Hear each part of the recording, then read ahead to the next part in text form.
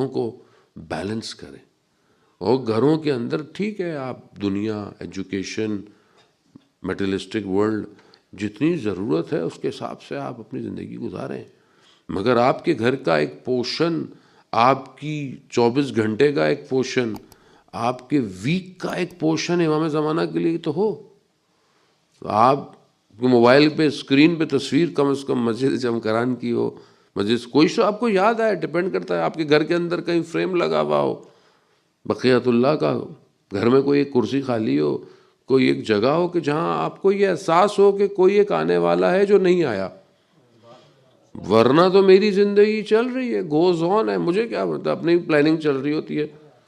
ابھی یہ گھر لینا ہے، ابھی وہ گاڑی لینی ہے، ابھی فلانا کرنا ہے، ابھی میں نے ہالیڈے پہ جانا ہے، ابھی میں نے زیارت پہ بھی. زیارت بھی میری پیکج میں ہی ہے ویسے زندگی ہے، میرے اندر کوئی تبدیلی تو نہیں لے کر آ رہی ہے اس طرح جو آنی چاہیے مجھے. زیارت کے اصلی معنی تو ملاقات کے ہیں، تو کیا میں ملاقات کر کے آتا ہوں؟ کیسی رہی زیارت؟ بہت رش تھا، بہت لوگ تھے، بہت نیازیں تھیں، بڑا یہ تھا. بھائی زیارت ہوئی؟ زیارت ہاں، میں کفن لے کر آیا ہوں، میں تسبیحیں لے کر آیا ہوں. زیارت کے معنی ملاقات کے، یعنی مل کر آیا میں جس سے ملنے گیا تھا. سب کچھ کر لیا لیکن میں مل کے نہیں آیا. تو وہ تبھی ہے کیونکہ میں آج تک فلسفہ زیارت سمجھا ہی نہیں. میں کیا ہی نہیں کہ مجھے کیوں نہیں تڑپ ہوتی کہ میں زری کے ادھر کھڑا ہو کر سلام کر رہا ہوں، مجھے آواز کیوں نہیں آ رہی. میں نے پھر کیا کیا ساری زندگی؟ مرنے کے بعد آواز آئے کوئی کمال نہیں ہے عزیزان محترم.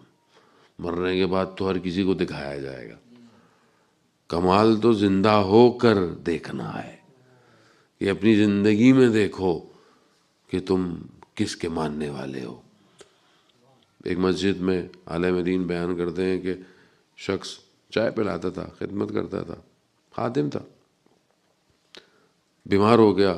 اس کے بچے دوڑتے ہوئے آئے عالم دین کے پاس کہ بابا کا بالکل ہمیں لگتا ہے آخری وقت ہے، تو آپ آئیے اور ان کو کلمہ علمہ پڑھا دیں کیونکہ حالت احتضار ہے بالکل. یہ دوڑتے ہوئے گئے، اس کے سرانے میں کھڑے ہوئے اس کو بولا کہ کلمہ پڑھو، یہ پڑھو. وہ کچھ نہ پڑھے، کرد تھا، ترک زبان کا تھا، نہیں پڑھے. اس کو بولا تم نے ساری زندگی خدمت کی ہے، تمہارا آخری لمحہ ہے بھائی، کلمہ پڑھ لو، یاد کر لو ان کو.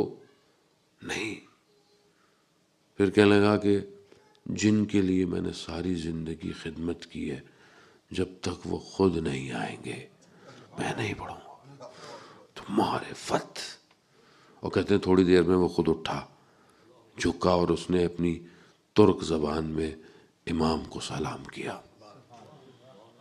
خب یہ تڑپ ہوا زان محترم. ہم مادے میں، میٹریلسٹک لائف میں اتنے کھو گئے ہیں کہ ہم بھول گئے ہیں ہماری زندگی کا اصل مقصد کیا ہے، ہماری زندگی کا اصل ہدف کیا ہے. یہ تو پلک چھپکنا ہے، یہ تو گون، پتہ بھی نہیں چلے گا کہاں گئی یہ زندگی. جب لوگ قبروں سے اٹھائے جائیں گے تو انہیں پتہ چلا بس ابھی لیٹے تھے اور ابھی اٹھ گئے. اور اس کے لیے اتنی انسان کی بھاگ دوڑ اور پلاننگ ہے. اس کے اصل وہی ہے، وَالْآخِرَةُ خَيْرٌ وَأَبْقَىٰ. آخرت بقا ہے، لیکن وہ بھی اسی کے لیے بقا ہے کہ جس نے ایسی یہاں پہ صحیح کی ہوگی. قرآن کہتا ہے کہ جو یہاں پر نابینا ہے وہ وہاں پہ بھی نابینا اٹھائے جائیں گے. نابینا سے مراد کیا ہے؟ مطلب دیکھتے نہیں. جو اس دنیا میں اپنے ولی اور اپنے امام کو نہیں پہچانے وہ اس دنیا میں بھی نابینا اٹھائے جائیں گے. اور جس نے یہاں اپنے امام کو پہچان لیا عزیزان محترم، وہ وہاں بھی اپنے امام کے ساتھ اٹھایا جائے گا. تو ہم بہرحال جمعے کا دن ہے، کتنی تڑپ ہے. کبھی ہم پھنسے، اور پھنستا ہے انسان، مشکل، بیماری، 100 مشکلات ہیں. کتنا امام زمانہ سے توسل کیا، کتنا امام زمانہ کو یاد کیا، یا کبھی امام کے وجود کو محسوس کیا. آیت اللہ شمس الدین عالم دین کا واقعہ بیان کرتے ہیں کہ بیمار تھے، شدید پریشان، گھر کے صحن میں واک کر رہے تھے اور اس میں ناراض ہوتے ہوئے کہ میں اتنی میرے مشکلات ہیں اور امام زمانہ جو ہے وہ میری طرف دیکھ ہی نہیں رہے. اسی واک کرتے کرتے دیکھا برابر میں امام زمانہ ٹہلنا شروع ہو گئے ساتھ، اور کہا کہ فلانی جگہ تم پھنسے تھے، تمہیں اگر ہم نہ نکالتے تو تم نکل سکتے تھے، فلانی جگہ تمہیں مشکل ہوئی تھی، تمہیں وہاں کس نے بچایا، فلانی مقام پر جو تمہیں مشکل تھی کس نے تمہیں بچایا، شرمندہ ہو گئے. کہا کہ نہیں، میزان موت ہمیں نہیں پتہ ہوتا. امام خود فرماتے ہیں کہ ہفتے میں 2 دفعہ تمہارے اعمال ہمارے پاس آتے ہیں، 2 دفعہ. اب وہ جو میرا عمل میرے مولا کی خدمت میں گیا ہے، تو کیا میرا عمل میرے امام کو خوش کر رہا ہے یا ناراض کر رہا ہے، یہ ہمارے اوپر ہے.